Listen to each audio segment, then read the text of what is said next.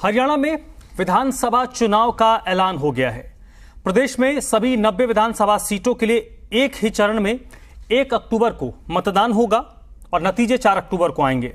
चुनाव के ऐलान के बाद प्रदेश में सियासी घमासान तेज हो गया है।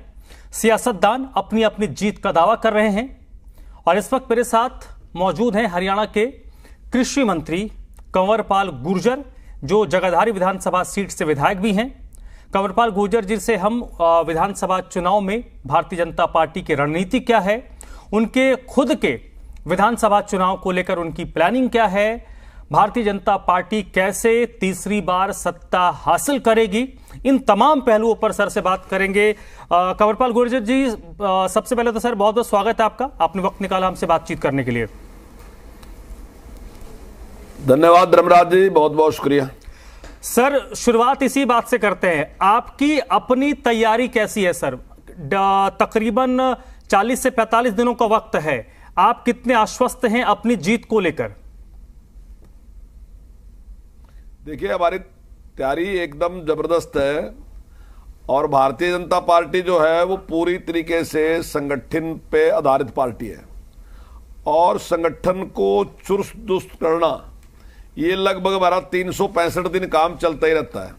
हम कोई ऐसा नहीं है कि जब चुनाव आएगा तब तैयारी करेंगे, हमारी तैयारी रहती है और हम अपने संगठन को चुस्त दुरुस्त रखते हैं और आप देखते भी हैं, तो हमारी पूरी तैयारी है।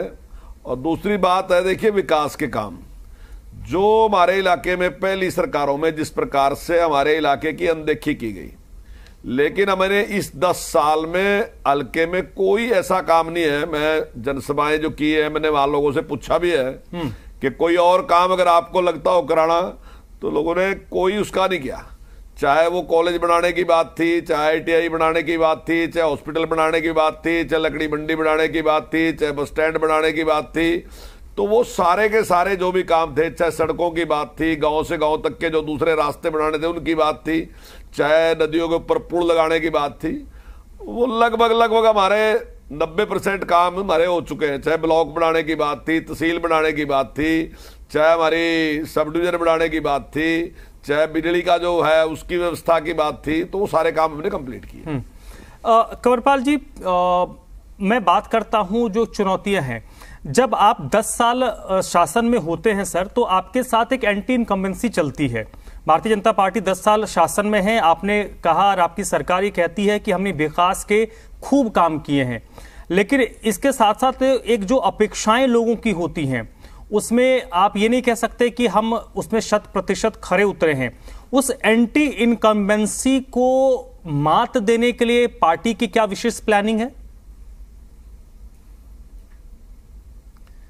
नहीं, देखिए प्लानिंग तो यही है कि भाई देखिए, सबका साथ सबका विकास, हमने इसको ईमानदारी के साथ इंप्लीमेंट किया। ये केवल हमारे लिए नारन था, हरियाणा एक हरियाणवी एक, तो ये हमने इंप्लीमेंट किया। जहां हमारे से पूर्व की सरकारें थी तो पूरे हरियाणा में एक ही चर्चा होती थी कि भाई एक वो जिला है जहां काम हो रहे, बाकी सबके सब के साथ की अनदेखी रही। लेकिन आज कोई नहीं कह सकता हरियाणा में कि फलाना जिला ऐसा है जहां विकास हो रहा है, बाकी ऐसा कोई जिला है जहां विकास नहीं रहा। सब जिलों में एक साथ एक जैसा विकास हो रहा। दूसरी बात थी, हरियाणा में इस प्रकार की एक धारणा बन गई थी, लोगों ने इसको स्वीकार ही कर लिया था लगभग कि भाई नौकरी उस आदमी की लगेगी जो सरकार का सिफारशी है या खास एरिया का व्यक्ति है या खास लोगों से जुड़ा व्यक्ति है या उसके पास पैसा है, तभी उसकी नौकरी मिल सकती है, नहीं तो नहीं मिलेगी। आज हम 10 साल में दावे के साथ ये बात कह सकते हैं कि हरियाणा का चाहे कोई भी आदमी है वो ये मानता है कि भाई नौकरी जो है वो काबिलियत के आधार पे मिल रही, किसी के साथ कोई भेदभाव सरकार नहीं कर रही और डेवलपमेंट में भी ऐसे ही किसी के साथ कोई भेदभाव नहीं कर रही। मैं समझता हूं इसका बहुत बड़ा लाभ हमें मिलेगा। हमारे से पूर्व की सरकारों के टाइम में ऐसा भी रहा कि जो दलित समाज है उसके ऊपर बड़े भारी के अत्याचार हुए। कई घटनाएं ऐसी हैं जहां आग लगा दी, एक बार एक लड़की जली भी, इस प्रकार की घटनाएं भी, लोग अपना जो बस्ती थी उसको छोड़ के बाहर चले गए। लेकिन हमारे 10 साल में एक सिंगल घटना भी ऐसी नहीं है जहां इस प्रकार का कोई कुछ भी घटित हुआ हो। तो मैं समझता हूं लोग इससे बड़े सेटिस्फाई हैं। और जो जिस प्रकार से जमीनों पे कब्जा करना, एक तरफ तो सरकार करती थी कब्जा कि जमीन अधिग्रहण कर ली और आगे बिल्डर के पास बेच दी, या उसमें धारा 6 धारा 9 लगा दी, उसके बाद वापस कर दी। अरे ये मैं नहीं कह रहा, ये तो कोर्ट ने कहा। कोर्ट ने कहा कि आप जो धारा 9 लगाने के बाद या 6 लगाने के बाद आप जमीन वापस कर ही नहीं सकते। लेकिन तरीका क्या था कि पहले उस पर धारा लगा दी और उसको अधिग्रहण कर लिया और फिर उसको बिल्डर को दे दिया, किसी और को दे दिया, या अपना ही आदमी कोई भेज दिया और उसके कहने से बात करी कि भाई अगर जमीन छोड़ते हैं तो कितने पैसे लेंगे, और पैसे लिए और जमीन छोड़ दी। ये टिप्पणी कोर्ट की है। कोर्ट ने कहा कि सरकार ऐसा नहीं कर सकती, जब अधिग्रहण कर लिया तो कर लिया, या फिर नहीं करना चाहिए था। तो वो उसी बात पे टिप्पणी की थी, क्योंकि सरकार ऐसे काम कर रही थी, लोगों के प्लाटों पे कब्जा करना और उन लोगों को समर्थन करना जो लोग कब्जा करते थे। लेकिन इन 10 साल में ये सारी चीजें बिल्कुल समाप्त होगी। किसी के साथ इस प्रकार की अनदेखी नहीं होती। मैं समझता हूं कि जनता इसी आधार पर हमें वोट देगी। कंवरपाल जी, इस बार हरियाणा में एक चीज जो मुझे व्यक्तिगत तौर पर नजर आ रहा है सर, भारतीय जनता पार्टी अपनी जो सबसे बड़ी ताकत जिन योजनाओं को बताती है, विपक्ष उन्हें आपके सबसे बड़े नाकामयाबी के तौर पर प्रचारित कर रहा है। जो कुछ तकनीकीकरण किया गया, तकनीक के जरिए योजनाओं को जोड़ा गया, हो सकता है कि उसकी इंप्लीमेंटेशन में कुछ कमियां रही जिसको शायद सरकार ने दुरुस्त करने की कोशिश भी की। क्या आपको लगता है कि जनता विपक्ष के उन दावों को खारिज करेगी? कंवरपाल गुर्जर जी, एक सवाल जो बहुत महत्वपूर्ण है, मैं ये देख रहा हूं कि हरियाणा में इस बार आपकी सरकार जिन योजनाओं को अपनी सबसे बड़ी कामयाबी बता रही है, हो सकता है कि उन योजनाओं की इंप्लीमेंटेशन में कुछ कमियां रह गई हों, लेकिन विपक्ष उसे आपकी सबसे बड़ी नाकामयाबी के तौर पर बता रहा है। मसलन जो प्रॉपर्टी आईडी हो या जो लाइन में लोगों को लगना पड़ा हो। क्या आपको लगता है कि जनता विपक्ष के नैरेटिव के साथ नहीं खड़ी होगी क्योंकि भविष्य तकनीक का है? देखिए, अभी कांग्रेस ने कहा कि भाई 10 साल का हिसाब देंगे, लेकिन जनता ये मान रही कि हमने जितने काम किए आज तक कोई सरकार इतने काम कर ही नहीं सकी। अब आप मुद्दा चाहे भले ही कोई भी उठाओ, बात यह है कि जनता भी आपके मुद्दे को मुद्दा मान रही है, नहीं मान रही, क्योंकि मालिक तो जनता है। अगर जनता उसको स्वीकार करेगी तब बात है, लेकिन जनता इस बात को मान नहीं रही जो कांग्रेस कह रही। तो और जो आपने जो कहा है कि भाई जो हमने सुधार किए थे इस अपना नगर निगम में या नगर पालिकाओं में, उनमें कुछ खामियां थी, लेकिन जब कोई निर्णय लेते हैं, कोई नया शुरुआत करते हैं, खामियां रहती हैं, मैं मानता हूं, लेकिन हमने उन खामियों को ठीक करने का काम किया और अब वो खामियां नहीं है। नहीं, विपक्ष के आरोपों पर आते हैं सर। विपक्ष इस बार 2 मुद्दे जो सबसे ज्यादा रेज कर रहा है, एक रोजगार का मसला है और दूसरा लॉ एंड ऑर्डर का मसला है। राज्य सरकार के मंत्री के नाते आप विपक्ष के उन आरोपों पर क्या जवाब देंगे? हाँ बिल्कुल, देखिए, अगर वो नौकरी देने की बात करते हैं तो उन्होंने अपने पूरे 10 साल के कार्यकाल में 88,000 नौकरियां दी थी। उसके मुकाबले में हमने 1,43,000 नौकरियां दी, और हमारा जो कार्यकाल है वो कुछ दिन पहले समाप्त हो गया, आचार संहिता लग गई। अगर आचार संहिता 15 दिन बाद लगती तो शायद हम इस आंकड़े को 1.5 लाख से ऊपर लेके चले जाते। ऐसे ही जो कॉन्ट्रैक्ट पे कर्मचारी रखे जाते थे उनका शोषण होता था, हमने उसके लिए HKRN बनाया। हालांकि ये तो कह रहे कि HKRN को समाप्त करेंगे, लेकिन HKRN में हमने उनके शोषण को समाप्त किया, और अब जो भी कर्मचारी है सीधा पैसा उसको, सरकार से जो पैसा मिलता सीधा उसके अकाउंट में जाता है, उसके हित सुरक्षित रहे। और मैं समझता हूं अभी जो सरकार ने निर्णय लिया उससे तो बहुत बड़ा लाभ हुआ। लगभग 1,32,000 जो कर्मचारी हैं उनको नौकरी की जो है एक पक्की नौकरी जैसी उनको एक विश्वसनीयता मिली कि बीच में उनको नौकरी से नहीं हटाया जाएगा। तो मैं समझता हूं इसका फायदा आया। और अगर उनके काम के हिसाब से अगर रोजगार की बात लगाए तो हमारा जो काम है उनसे लगभग 2 गुने के आसपास है। ठीक है। और ये जो अपराध को लेकर लगातार आपकी सरकार पर हमले हो रहे हैं, बार बार विपक्ष इस बात को कह रहा है कि हरियाणा अपराध के मामले में आपकी सरकार ने नंबर 1 बना दिया, लॉ एंड ऑर्डर भगवान के भरोसे है। ये एक ऐसा मुद्दा है सर जिससे जनता बड़ी कनेक्ट करती है, तो इस परसेप्शन को काउंटर करने के लिए आप और आपकी पार्टी क्या करेगी? देखिए, जब से हमारी सरकार बनी हमने हमारा एक भी विधायक या एक भी मंत्री पे पूरे 10 साल में ये आरोप नहीं लगा कि किसी ने भी अपराधी की कहीं मदद की या कहीं अपराधी के साथ खड़ा नजर आया। पूरी सख्ताई के साथ हमने अपराध को कुचलने का काम किया। जिन लोगों ने भी गलत काम किया हमने उनके खिलाफ कार्रवाई की। जबकि इनकी सरकार में, जो मैंने पहले भी कहा, इनकी सरकार में तो इस प्रकार की घटनाएं भी हुई कि गरीब लोगों की बस्तियां जलाई गई और सरकार जो है उन्होंने उनके खिलाफ कोई एक्शन नहीं लिया। आम समाज में भी धारणा थी कि सरकार के जो बड़े लोग हैं उनका उनको आशीर्वाद प्राप्त है, उनको समर्थन प्राप्त है। लेकिन हमारी सरकार में किसी के खिलाफ भी इस प्रकार का नहीं है, ना ही समाज मानता है। समाज मानता है कि जो भी गलत काम करेगा उसके खिलाफ कार्रवाई होगी और सरकार सख्त से सख्त कार्रवाई करेगी।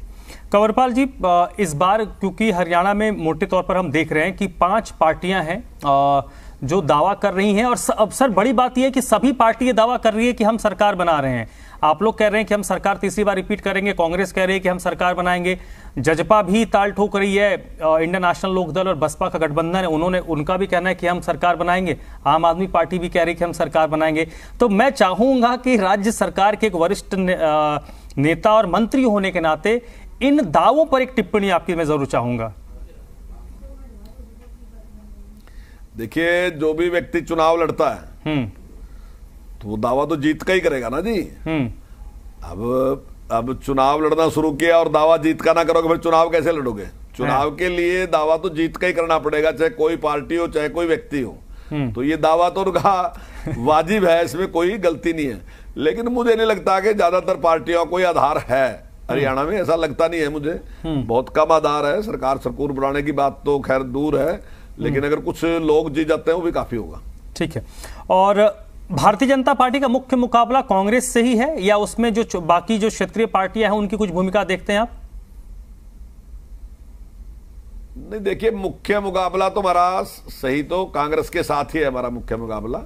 लेकिन ठीक है कि इंडियन नेशनल लोकदल और बीएसपी इकट्ठे हैं तो थोड़ा एक पहले के मुकाबले में जो हालात थे उनसे उनकी स्थिति बेहतर रही, लेकिन मैं नहीं मानता कि वो कोई बहुत बड़ा मुकाबला दे सकेंगे। और जजपा की भूमिका कैसे देखते हैं सर? 4-4.5 महीने पहले आप लोग साथी थे, एक सरकार में चलते, फिर एक परिस्थिति ऐसी बनी कि आप लोगों की राहें जुदा हो गई। उनकी तरफ से इस बार भी बड़ा जोर लगाया जा रहा है और उनकी तरफ से कहा जा रहा है कि सरकार में बहुत ऐसे काम हुए जो उन्होंने अपने दबाव में, क्योंकि सरकार का हिस्सा थे तो उन्होंने करवा दिया, लेकिन आप लोगों के साथ जाना उन लोगों की गलती थी जिसको वो रेक्टिफाई कर रहे हैं, सुधारने की कोशिश कर रहे हैं। देखिए, समाज को हर बात का पता होता है। हम कुछ भी बयान देते रहे, कुछ भी कहते हैं, लेकिन समाज को सारा पता है।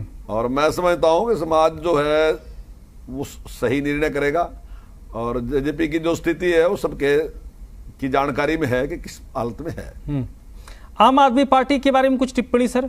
आम आदमी पार्टी भी दावा कर रही है कि सबको तो जनता ने मौका दे दिया, हमें मौका नहीं दिया। और एक और चीज सर, अरविंद केजरीवाल हरियाणा के बेटे हैं, ये बार बार कहा जा रहा है। नहीं, देखिए, आम आदमी पार्टी का मुझे कोई हरियाणा में बिल्कुल आधार नजर नहीं रहा कि कोई आधार है आम आदमी पार्टी का, मुझे कोई दिखाई नहीं दे रहा। और जहां जहां सत्ता उनके हाथ में आई वहां भी कोई अच्छी परफॉर्मेंस उनकी नहीं है। सर, एक सवाल महत्वपूर्ण है, मैं चाहूंगा कि उस पर भी आप जवाब दे दें। विपक्ष इस बात को बार बार दोहरा रहा है और आप भी इस बात से सहमत होंगे कि चुनाव, अब बहुत हद तक चुनाव में नैरेटिव की लड़ाई भी होती है।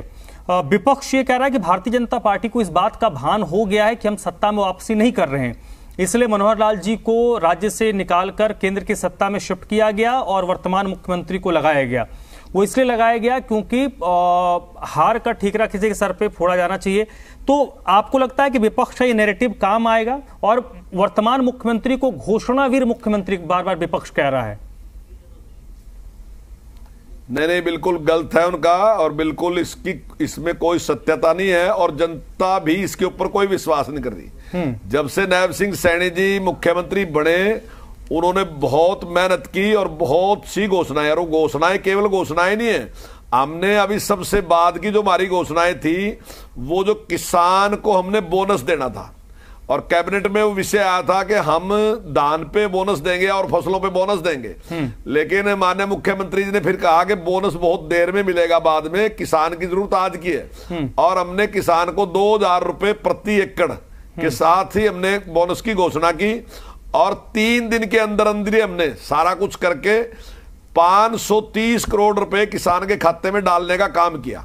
अगर आचार संहिता केवल मात्र 5 दिन बाद लगती तो हम सभी किसानों के खाते में पूरा का पूरा पैसा डाल देते।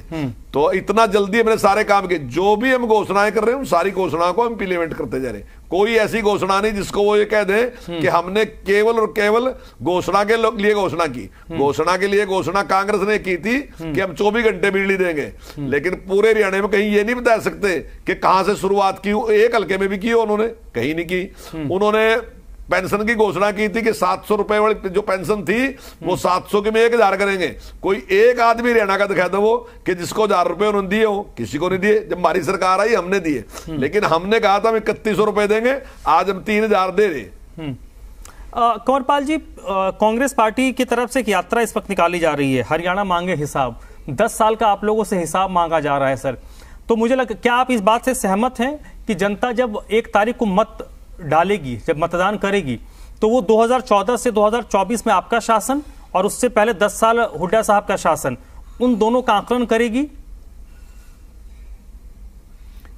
मैं बिल्कुल यही चाहता हूं कि जनता को वोट इसी बात पे पोल करनी चाहिए कि उनके 10 साल के शासन को भी देखना चाहिए, उसका भी आकलन करना चाहिए और हमारा भी आकलन करना चाहिए। और मैं कांग्रेस से बेहद खुश हूं इस बात से कि उन्होंने हमारे से हमारा हिसाब मांगा। वैसे तो हमारी जिम्मेदारी है, अगर वो भी ना हिसाब मांगे तो हमारी जिम्मेदारी है कि हम जनता को हिसाब दें, क्योंकि जनता ने हमें चुन के भेजा। हमारी जिम्मेदारी है कि 5 साल के बाद जनता को हिसाब दें कि भाई देखो आपने हमें चुना था, हमने ये काम किए।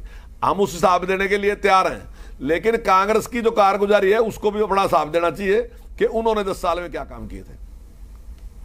ये सर, मैं अब क्योंकि मेरे पास आखिर के 1.5-2 मिनट हैं, तो मैं चाहूंगा कि पॉजिटिव नोट पे ही हम इस बात को खत्म करें।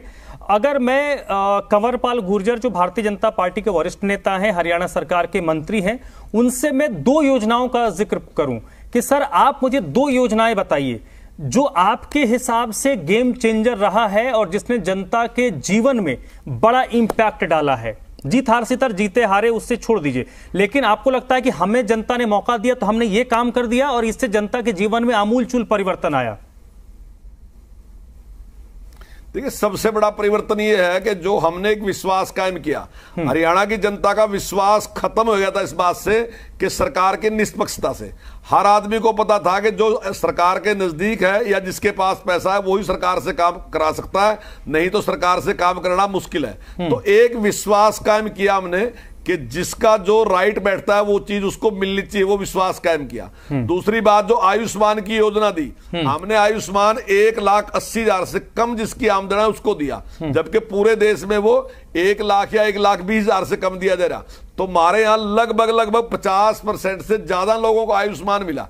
और इसी प्रकार से जो राशन कार्ड है, जो बीपीएल कार्ड है, वो भी हमारे यहां जितना और प्रदेशों में है उसके मुकाबले में, क्योंकि हमने 1,80,000 से जो कम आमदन वाला व्यक्ति है उसका बीपीएल कार्ड बना के दिया, और जो पहले के मुकाबले में 4 गुना ज्यादा है। कांग्रेस के मुकाबले में 4, उनके टाइम में 12 लाख थे, हमारे टाइम में 48 लाख लोग जो हैं जिनका बीपीएल कार्ड बनाया।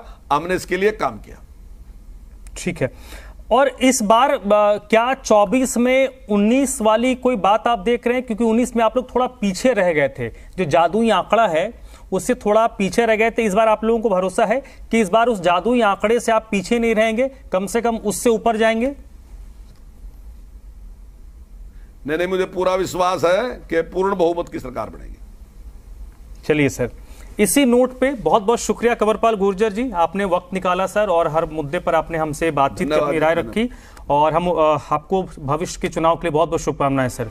तो कंवरपाल गुर्जर, हरियाणा सरकार के कैबिनेट मंत्री, भारतीय जनता पार्टी के वरिष्ठ नेता, तमाम पहलुओं पर उन्होंने हमसे बातचीत की और भरोसा जताया है कि तीसरी बार हरियाणा में भारतीय जनता पार्टी की सरकार बनने जा रही है।